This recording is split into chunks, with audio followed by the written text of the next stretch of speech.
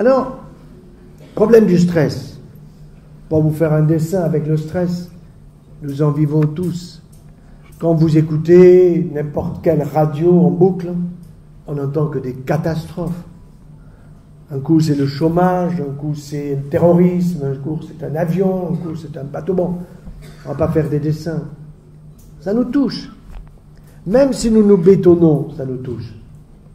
Il y a des stress dans la société, il y a des stress dans la famille, il y a des stress dans la conjugalité, il y a des stress avec les enfants.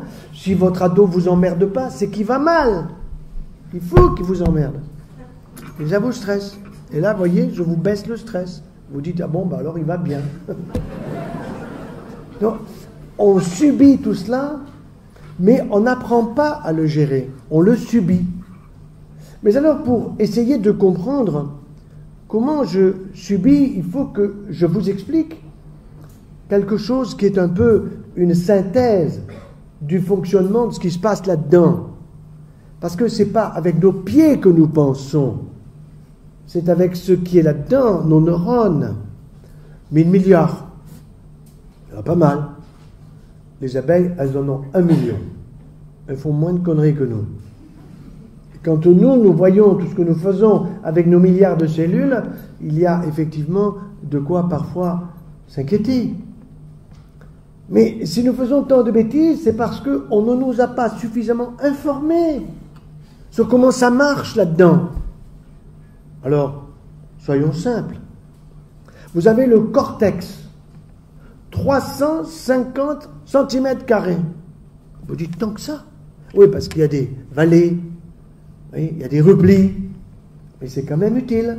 Ça permet de prendre la décision. J'ai décidé de prendre ce verre. Mais imaginons que je décide de prendre ce verre et que ma main n'obéit pas. Hein? Ma main n'obéit pas, il y a une interruption. Et une interruption de la fibre nerveuse, de l'influx nerveux. On en reparlera. Donc le cortex, c'est lui qui me permet de décider dans mon action. Puis il y a le centre du cerveau. Là, il y a des noyaux qu'on appelle des noyaux gris centraux, parce que c'est le centre, et gris parce que quand on les coupe, ben, c'est gris, quoi. Et ces cellules qui sont là sont des cellules qui fabriquent des neurotransmetteurs. Je préfère même dire des neuromédiateurs. C'est plus joli, médiateur, mais transmetteur, transmet. Et ces noyaux sont regroupés entre eux et on les appelle dans leur regroupement le système limbique. Hier soir ou avant-hier, on nous a dit que la Lune était non seulement hyper pleine, mais qu'elle nous éclairait à fond. Eh bien, en la regardant tout autour, vous avez le limbe. C'est pareil, nous avons un système limbique qui réunit au centre de notre cerveau les noyaux gris centraux. Il y en a à peu près une dizaine. C'est le cerveau de l'émotion. Je vous stresse, je vous appelle, je vais déclencher dans ce cerveau-là un certain nombre de fabrications de neuromédiateurs ou de neurotransmetteurs, qui ne sont pas des hormones. Les hormones, elles sont dans le sang. Les neuromédiateurs ou transmetteurs, ils sont fabriqués au niveau de l'articulation entre nos neurones. Nos neurones sont articulés entre eux par ce qu'on appelle des synapses. C'est comme si vous disiez synapse, c'est l'articulation ici du poignet. Bon, c'est le mot savant. C'est l'articulation entre les neurones.